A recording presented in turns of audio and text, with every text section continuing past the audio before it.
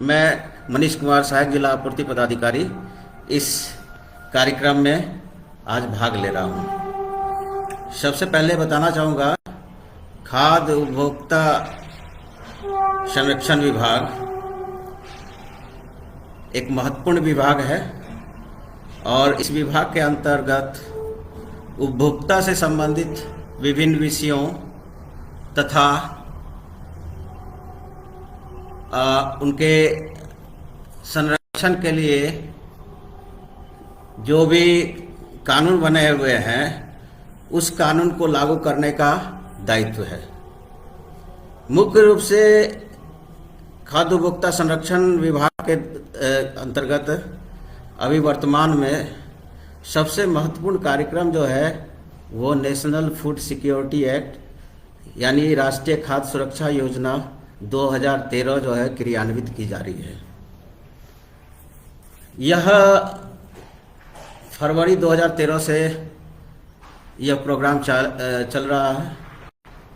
यह खाद्य उपभोक्ता जो संरक्षण कानून के अंतर्गत ये जो खाद्य सुरक्षा से संबंधित जो प्रोग्राम चल रहा है, ये फूड सिक्योरिटी से संबंधित विश्व का सबसे बड़ा प्रोग्राम है, जिसके अंतर्गत दो तरह के कार्ड जो है ना वो इशू किए जाते हैं। राशन कार्ड, एक PHH राशन कार्ड जिसे फुल फॉर्म में प्रायोरिटी हाउस होल्ड, हिंदी में उसे पूर्वोत्तर प्राप्त परिवार कहते हैं।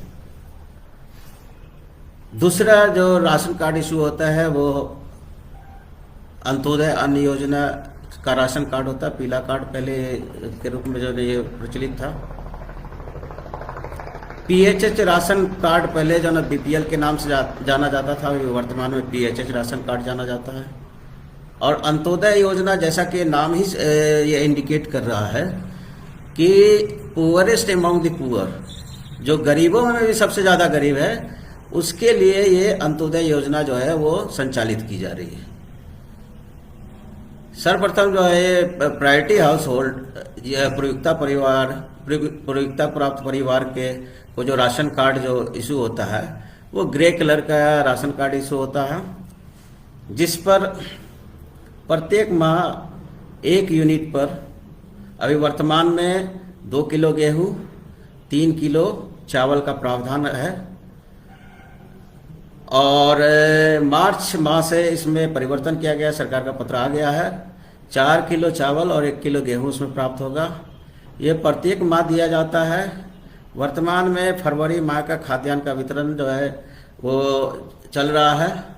किशनगंज जिला अंतर्गत लगभग 78% लाभुकों को खाद्यान्न फरवरी माह का वितरित किया जा चुका है और ये जो रेस्ट बचे हुए हैं उनके लिए ये प्रक्रियाधीन है। अंत्योदय अन्न योजना, जैसा कि मैंने पूर्व में ही बताया कि पुअरेस्ट एमंग द पुअर के लिए ये राशन कार्ड इशू किया जाता है।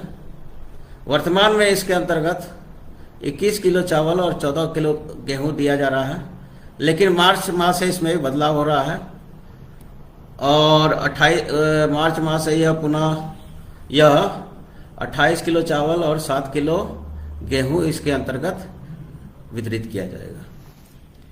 राशन कार्ड एक महत्वपूर्ण दस्तावेज है। आज के वर्तमान परिप्रेक्ष्य में देखा जाए तो हर एक सरकारी योजनाएं जो है वो राशन कार्ड से लिंक हो रही हैं, तो इसलिए राशन कार्ड एक महत्वपूर्ण दस्तावेज है जो ज़्यादा से ज़्यादा लोग चाहते हैं कि मुझे राशन कार्ड जो है वो मिल जाए या बन जाए, मेरा बन जाए, ताकि मैं उसका समुचित उपयोग करके सरकार की जो अन्य संचालित योजनाएं हैं जो राशन कार्ड से लिंक होती हैं उसका फायदा मैं प्राप्त कर पाऊँ। यहाँ पर ये बताना उचित होगा कि राशन कार्ड जो है उसके लिए जो है किस प्रकार कोई नागरिक जो है वो आवेदन कर सकते हैं। इसका 2 माध्यम है। एक माध्यम RTPS और दूसरा जो है ना ऑनलाइन, कोई भी कंप्यूटर कियोस्क में जा करके आवश्यक दस्तावेज के साथ अपना जो है वो राशन कार्ड के लिए आवेदन कर सकते हैं। ऑनलाइन मोड को ही यहाँ पर प्रमोट किया जा रहा है, क्योंकि ऑफलाइन मोड में जो आरटीपीएस के माध्यम से होता है उसमें बहुत समय लग जाता है। इसलिए ऑनलाइन माध्यम से ही हम लोग उपभोक्ताओं को, नागरिकों को प्रेरित करते हैं कि राशन कार्ड के लिए आवेदन देंगे। उसके अंतर्गत किसी भी कंप्यूटर कियोस्क में जा करके वो आवेदन कर सकते हैं। उसके लिए महत्वपूर्ण दस्तावेज जो है वो है कि प्रत्येक जितने भी राशन कार्ड के मेंबर जिनका नाम जोड़ना है राशन कार्ड में, उन सभी का आधार कार्ड होना चाहिए, आधार कार्ड की छाया प्रति। उसके बाद उन सभी का जो ग्रुप फोटो होना चाहिए। इसके अतिरिक्त निवास प्रमाण पत्र महत्वपूर्ण दस्तावेज है।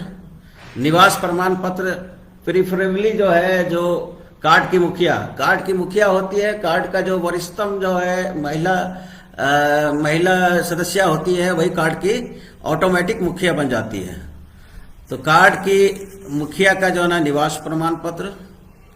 आय प्रमाण पत्र जो ना अभी हाल का होना चाहिए। इस वित्तीय वर्ष का जो है वो आय प्रमाण पत्र जो है ना वो चाहिए होगा। बहुत पुराना आय प्रमाण पत्र को नहीं स्वीकार किया जाता है। इसके अतिरिक्त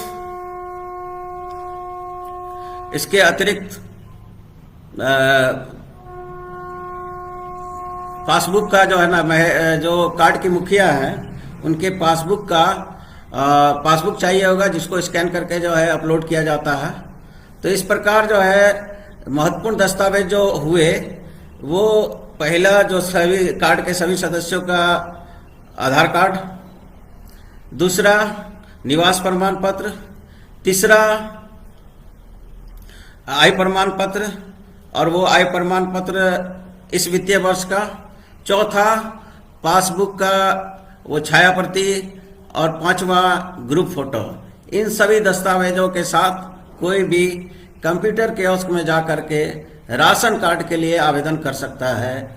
और राशन कार्ड जब एक बार आवेदन किया जाता है तो उसका एक जांच होता है, विधिवत जांच, जो उसको जिसको भौतिक सत्यापन कहा जाता है। भौतिक सत्यापन के अंतर्गत जो जिसने भी आवेदन किया है उसकी जांच की जाती है, जो उन्होंने दस्तावेज दिया है वो सही है अथवा नहीं है, तथा जो उन्होंने क्लेम किया है कि मैं पात्रता रखता हूं, वो क्लेम कितना सही है। पात्रता के बारे में भी बताना चाहूंगा कि पात्रता के नियम कानून कुछ सरकार के द्वारा निर्धारित किए गए हैं। केवल पात्र परिवारों को ही राशन कार्ड निर्गत किया जा सकता है। अपात्र पाए जाने पर उन्हें राशन कार्ड निर्गत नहीं किया जाएगा। यहाँ ध्यान रखने की बात यह है कि सभी जो आवेदन करते हैं वो ऐसा बहुत लोगों को ऐसा जानकारी है कि राशन कार्ड किसी का भी बन सकता है। तो यहाँ यह बताना चाहूंगा कि राशन कार्ड सभी का नहीं बनना है। राशन कार्ड केवल उन्हीं का बनना है जो सरकार के द्वारा निर्धारित मापदंड के अंतर्गत पात्रता रखते हैं अथवा अर्थात पात्र परिवार के अंतर्गत आते हैं। इसके अंतर्गत जो निर्धारित मापदंड है, ग्रामीण क्षेत्र में 11 बिंदु का एक मापदंड बनाया गया है सरकार के द्वारा, जिसे मैं यहाँ पर बता देता हूँ कि किन किन क्या क्या जो वो पात्रता के मापदंड हैं। ग्रामीण क्षेत्र में पहला जो है, किसको जो है वो अपात्र माना जाएगा, उसका यहाँ पर उल्लेख किया गया है। ग्रामीण क्षेत्र में अगर कोई परिवार मोटर चालित तिपहिया या 4 पहिया वाहन वाला जो गृहस्थी है वो पात्र नहीं माना जाएगा, मतलब वो अपात्र माना जाएगा। उसी प्रकार दूसरा महत्वपूर्ण बिंदु इसके अंतर्गत है, मशीन चालित 3-4 पहियों वाले कृषि उपकरण वाले गृहस्थी। मशीन चालित 3-4 पहियों वाले कृषि उपकरण वाले गृहस्थी। तीसरा सरकारी सेवक वाले किसी सदस्य के परिवार वाले गृहस्थी। सरकारी से अगर परिवार में कोई सदस्य सरकारी सेवा में है तो वो पात्र नहीं माने जाएंगे। यहाँ पर एक चीज ध्यान देने की बात है कि अगर कोई अनुसूचित जाति जनजाति वर्ग से आते हैं और उनके किसी सदस्य का जो कोई सदस्य सरकारी ग्रुप डी सेवा में कार्यरत है, तो वैसे परिवार को भी अपवाद स्वरूप इसमें पात्र माना गया है। चौथा, सरकार में पंजीकृत गैर कृषि उपकरण वाले परिवार वाली गृहस्थी। पांचवा, परिवार का कोई सदस्य, परिवार के किसी भी सदस्य का अगर मासिक आमदनी 10,000 रुपया प्रति माह से अधिक है तो वो परिवार अपात्र परिवार की श्रेणी के अंतर्गत माना जाएगा। ये महत्वपूर्ण है। परिवार का कोई भी सदस्य अगर 10,000 रुपया से ज्यादा सैलरी प्राप्त कर रहा है, एकदम नॉन है, तो वैसे लोग जो ना अपात्र माने जाएंगे और उनको राशन कार्ड निर्गत नहीं होगा। उसी प्रकार छठा बिंदु है आयकर अदा करने वाले गृहस्थी, जो इनकम टैक्स पेई फैमिली है वो राशन कार्ड के लायक नहीं है, यानी अपात्र हैं। सातवां, व्यवसायिक कर अदा करने वाले गृहस्थी, जो प्रोफेशन टैक्स देते हैं, प्रोफेशनल टैक्स देते हैं, वैसे गृहस्थी जो है वो अपात्र माने जाएंगे। सभी कमरों में पक्की दीवारों और छत के साथ 3 अथवा अधिक कमरों वाले गृहस्थी, ये जो है ना काफी महत्वपूर्ण है, क्योंकि आमतौर पर ऐसा देखा जा रहा है कि जो लोग आवेदन करते हैं उनमें बहुत लोगों के पास जो है ना पक्के का मकान है, फिर भी वो आवेदन कर रहे हैं और वो क्लेम करते हैं कि नहीं मेरा बन ही जाना चाहिए। तो वैसे लोगों को मैं बताना चाहूंगा कि जिनका पक्के का मकान है और उनका 3 कमरे से ज्यादा का पक्के का मकान, 3 अथवा 3 से ज्यादा, 3 भी रहेगा तो वो भी इनएलिजिबल हो जाता। 3 अथवा 3 से ज्यादा पक्के कमरे का और उसका जो छत है, पक्की छत वाला जो है जो घर है, वो अपात्र के लिए निर्धारित मापदंड है। मतलब कि वैसे परिवार अपात्र परिवार समझे जाएंगे और उन्हें राशन कार्ड निर्गत नहीं होगा। 9वां महत्वपूर्ण बिंदु है कम से कम एक सिंचाई उपकरण के साथ 2.5 एकड़ अथवा इससे अधिक सिंचित भूमि वाली गृहस्थी। जमीन के संदर्भ में जो है ना ये 3 महत्वपूर्ण जो है जो मापदंड निर्धारित किया गया है। पहला तो एक है क्या कि कम से कम एक सिंचाई उपकरण के साथ 2.5 एकड़ अथवा इससे अधिक सिंचित भूमि वाली गृहस्थी। 10th पॉइंट इसी भूमि से ही संबंधित है। 2 अथवा उससे अधिक फसली मौसम के लिए 5 एकड़ अथवा इससे अधिक सिंचित भूमि वाली गृहस्थी। और इसी में जो है भूमि से ही संबंधित तीसरा महत्वपूर्ण और जो अंतिम है 11वां बिंदु है कम से कम एक सिंचाई उपकरण के साथ कम से कम 7.5 एकड़ अथवा इससे अधिक भूमि वाली गृहस्थी। तो ये 11 बिंदु है जिसके आधार पर जो कोई परिवार अपात्र परिवार की श्रेणी में समझा जाएगा और उसे राशन कार्ड निर्गत नहीं किया जा सकेगा। उसी प्रकार जो है ना शहरी क्षेत्र के लिए भी कुछ मापदंड निर्धारित किए गए हैं। शहरी क्षेत्र में जो है वो महत्वपूर्ण एक पहला बिंदु है 3 कमरे या उससे अधिक कंक्रीट छत युक्त मकान वाली गृहस्थी को अपात्र माना जाएगा। इसके अतिरिक्त निम्नलिखित अस्थियों वाले, मतलब ये एसेट जिनके पास पाए जाएंगे वो अपात्र पाए जाएंगे, जिसमें पहला है 2 व्हीलर्स, दूसरा है रेफ्रिजरेटर, तीसरा है वॉशिंग मशीन। ये तीनों होने चाहिए। तीनों में से 2 होंगे तो वो पात्र माने जाएंगे, लेकिन तीनों रहेंगे तो वो अपात्र माने जाएंगे। या फिर हाउस होल्ड ओनिंग 4 पहिया वाहन या एयर कंडीशन वाले गृहस्थी, ये जो है अपात्र परिवार के अंतर्गत माने जाएंगे। एक महत्वपूर्ण जो डिफरेंस है ग्रामीण क्षेत्र से कि शहरी क्षेत्र में अपात्रता के लिए निर्धारित जो आय की राशि किसी मेंबर के लिए निर्धारित की गई है वो 20,000 है। ग्रामीण क्षेत्र में परिवार के किसी भी सदस्य जिनकी मासिक आमदनी 10,000 रुपये प्रति माह से ज्यादा है वैसे परिवार अपात्र परिवार की श्रेणी के अंतर्गत आते हैं। वहीं शहरी क्षेत्र में ये मापदंड 20,000 रुपये रखा गया है। 20,000 रुपया या 20,000 से ज्यादा परिवार के किसी सदस्य की अगर मासिक आमदनी है तो वो अपात्र परिवार के रूप में माने जाएंगे और उन्हें राशन कार्ड निर्गत नहीं होगा। इसको आगे बढ़ाते हुए एक महत्वपूर्ण बिंदु जिस पर आजकल काफी चर्चा हो रही है वो है e-KYC. E-KYC electronic know your customer, यानी कि जो है जो उपभोक्ता है राशन कार्ड के उनका जो है वो इलेक्ट्रॉनिकली जो है उनका सत्यापन किया जा रहा है एक तरह से बायोमेट्रिक, उनके बायोमेट्रिक सत्यापन के आधार पर। इसके अंतर्गत जो उपभोक्ता है वो किसी भी पीडीएस विक्रेता के पास जा करके पॉस मशीन के माध्यम से अपना राशन कार्ड और अपना आधार कार्ड वहाँ लेते जाएंगे और उसके आधार पर वो उस पॉस मशीन में अपने बायोमेट्रिक सत्यापन, चाहे वो उनके थंब हो, उंगली हो अथवा उनके आंख के आइरिस हो, उसके स्कैनिंग के आधार पर उनका केवाईसी किया जाएगा और वो केवाईसी करने के बाद जो है उनका केवाईसी डन उसमें रिमार्क आता है। इससे ये पता चलता है कि जो व्यक्ति उस कार्ड में जिनका नाम है वो व्यक्ति वास्तव में यहाँ पर रहते हैं और उन्हें जो है उनका जो है सत्यापन कर लिया गया है, तो उन्हें जो है वो खाद्यान्न जो है ना वो लगातार निर्बाध गति से आगे भी मिलते रहेगी। सरकार के द्वारा जो है वो डायरेक्शन है कि सभी व्यक्तियों का राशन कार्ड और राशन कार्ड में जितने भी व्यक्ति जुड़े हुए हैं, किशनगंज के संदर्भ में बोले तो कुल जो या लाभुक हैं किशनगंज जिला अंतर्गत वो 15,76,000 कुल लाभुक यहाँ पर जो कि यहाँ राशन कार्ड के कुल लाभुक हैं और उन सभी का जो है वो सरकार के दिशा निर्देश के आलोक में केवाईसी किया जाना है। केवाईसी के लिए जो ना सरकार जो है वो बार बार जो है ना दिशा निर्देश दे रही है, लोगों को विभिन्न माध्यमों से सूचना प्रदान किया जा रहा है और ये सभी का केवाईसी होना अनिवार्य है।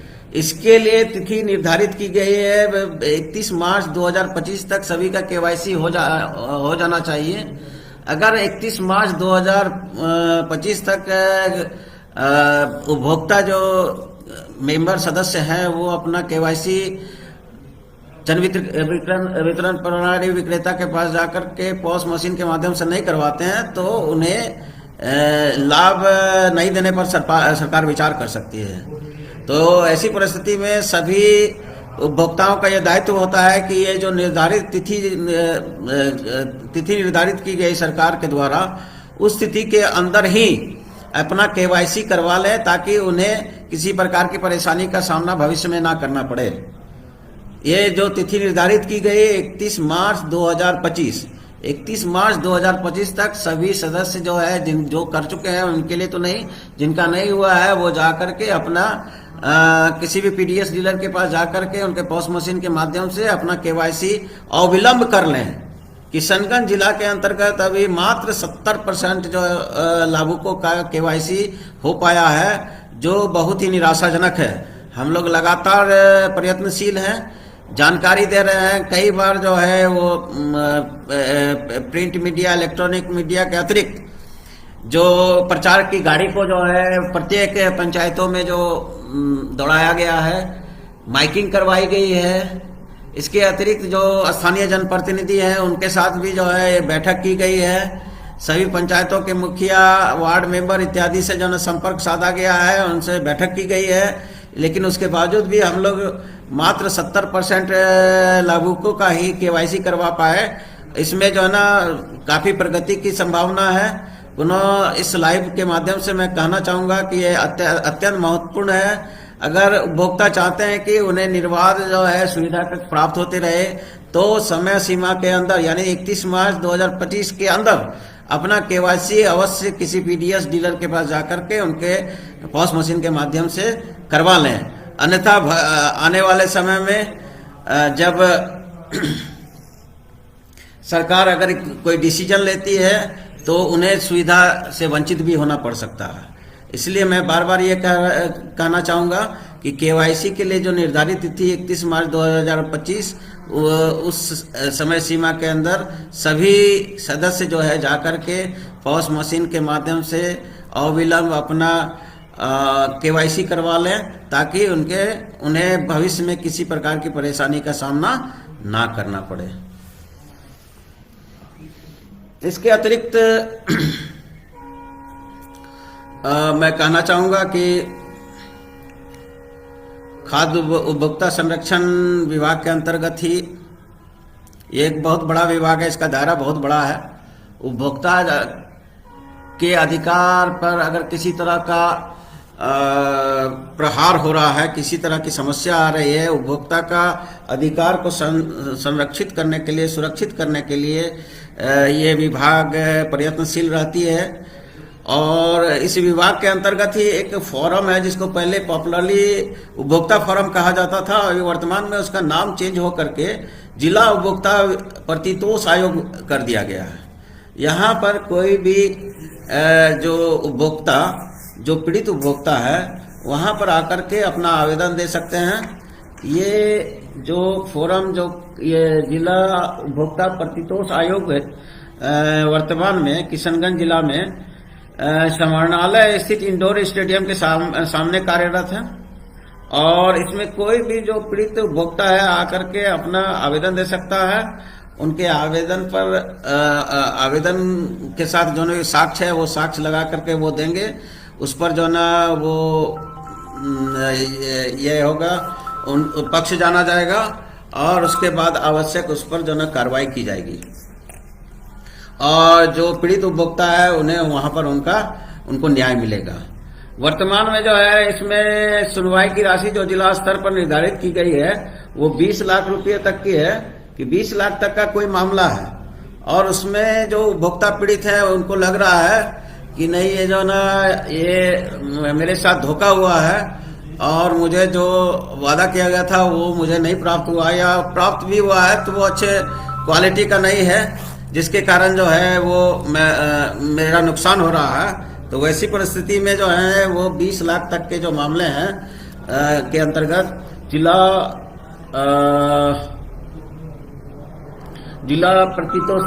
उपभोक्ता प्रतितोष आयोग में अपना मामला दर्ज करवा सकते हैं और वहां से उन्हें न्याय प्राप्त होगा।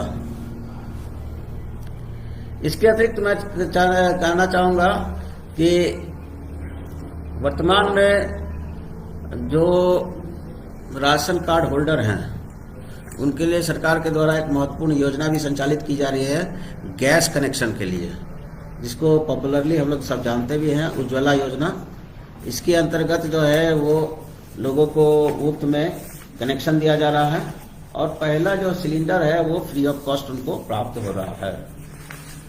किशनगंज जिला के अंतर्गत लगभग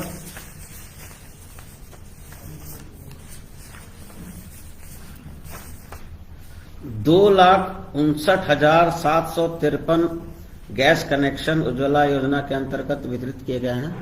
कितना देर में लास्ट बार हम मतलब अपने से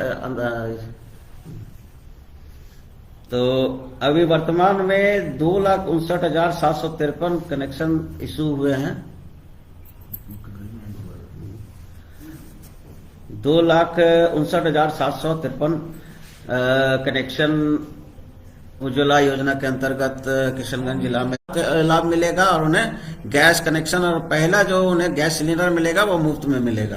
तो मेरी अपील होगी वैसे राशन कार्ड धारियों से कि वो इस योजना के अंतर्गत अभी फिलहाल रजिस्ट्रेशन इसका प्रारंभ नहीं है। रजिस्ट्रेशन जैसे ही प्रारंभ होती है इसका व्यापक प्रचार प्रसार किया जाएगा, जिससे जो ना ज्यादा से ज्यादा लोग इससे लाभान्वित हो सके इस योजना से। तो इन सब तरह के जो ना जो मामले हैं उपभोक्ता के संरक्षण से संबंधित, पीडीएस से संबंधित, राशन कार्ड से संबंधित, उन्हीं सब मामलों से संबंधित ये जो विभाग है, महत्वपूर्ण विभाग है, खाद्य एवं उपभोक्ता संरक्षण विभाग। जैसा कि नाम ही है कि खाद्य की आपूर्ति और उपभोक्ता का संरक्षण दोनों इस विभाग का लक्ष्य है और इसके लिए हम लोग लगातार प्रयत्नशील हैं। और इसमें जो है वो फेसबुक लाइव के माध्यम से मैं आप सभी को बताना चाहूँगा कि ये इसमें कोई किसी प्रकार की अगर कोई समस्या आएगी तो आप जिला आपूर्ति कार्यालय में आकर के अपना जो है समस्या का निदान भी पा सकते हैं।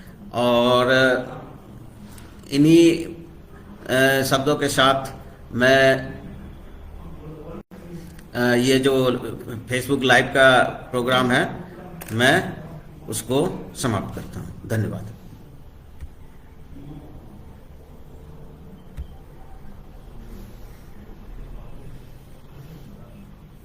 हाँ।